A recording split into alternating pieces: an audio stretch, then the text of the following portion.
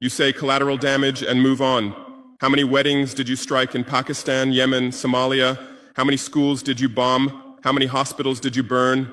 And you teach us the laws of war? Look, I come from war. I know the front. I've seen death. I've carried wounded soldiers. I've consoled mothers of martyrs. And I tell you, a real soldier protects his people. A real soldier doesn't harm civilians. A real soldier fights with honor. Your mercenaries, your drone pilots, your special forces, they're not soldiers, they're killers. They kill people by pressing buttons from 10,000 kilometers away, then go home and play with their children. We don't fight like that. We look our enemy in the face. We protect civilians. We fight with our honor. We die with our honor. And we'll win. Because the righteous win. Because those who fight with their people win. Because those who fight for their land win. Let's return to your media. I know how you work. I have friends who work within the system. There are journalists with conscience, but they stay silent. Why? Because the system silences them. Those who write the truth get fired. Investigative journalists are laid off due to budget cuts. Dissenting columnists are shown the door because reader interest has declined. And what replaces them? Experts from think tanks, NGOs, universities, all saying the same thing, all defending the same thesis. West is good, Africa is bad.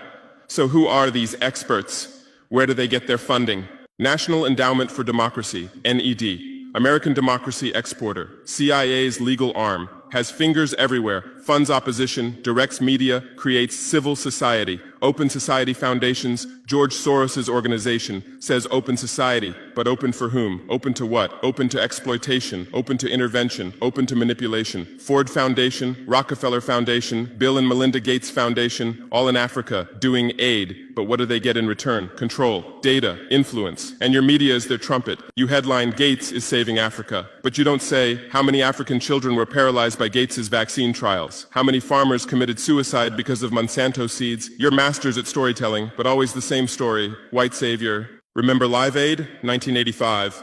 We Are the World, charity concert for Africa, millions raised. What came to Africa? Corruption increased, dependency increased, but it was a great story for you. Bob Geldof became a hero. Musicians looked conscientious. Viewers felt good about themselves. Africa remained hungry. Remember Kony 2012? Viral video. Stop Joseph Kony. 100 million views. Result? Kony is still free, but the video maker got rich. Invisible Children organization collected millions. What came to Uganda? American soldiers. And you present these as success stories. Angelina Jolie, Madonna, Bono, all Africa volunteers. They come, take photos, adopt children, leave. And you say, interest in Africa increased. What interest? Whose interest? Interest for what? Madonna adopted from Malawi. You made headlines. But 100 children die from malaria every day in Malawi. You didn't write that, because that news doesn't sell. Bono became Africa's spokesperson, raised billions with U2 concerts, but moved his company to Netherlands to avoid taxes. Money stolen from Africa also passes through Netherlands. Did you write about this? George Clooney campaigned for Darfur, said save Darfur. Result? Sudan split.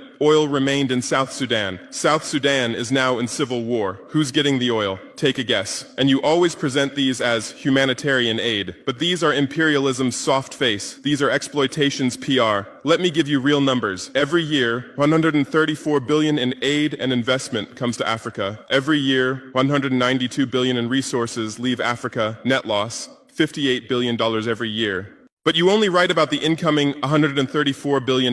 You don't write about the outgoing $192 billion. Why? Because then people will ask, why does Africa need aid? Illicit financial flows, 88.6 billion year multinational corporations profit transfers, 48.2 billion year debt interest, 17 billion year brain drain cost, 13.8 billion year climate change cost, 10.6 billion year illegal logging, 17 billion year illegal fishing, 1.3 billion year total, $192+ billion every year. This much resource leaves Africa every year. But what are your headlines? EU announces 20 billion euro aid package for Africa. China gives Africa $60 billion in credit. America grants Africa $8 billion. People read these and think how generous they are, how charitable, how ungrateful Africa is. But the truth is the opposite. Africa is financing your standard of living. Africa is subsidizing your prosperity. Africa is making your technology possible. The cobalt in your iPhone from Congo, the lithium in your Tesla From Zimbabwe, the tantalum in your computer. From Rwanda, your jewelry. From Botswana, your chocolate. From Ivory Coast, your coffee. From Ethiopia, your oil. From Nigeria, your uranium. From Niger, and what do we get in return? Subscribe, like, follow, share. Thanks for watching.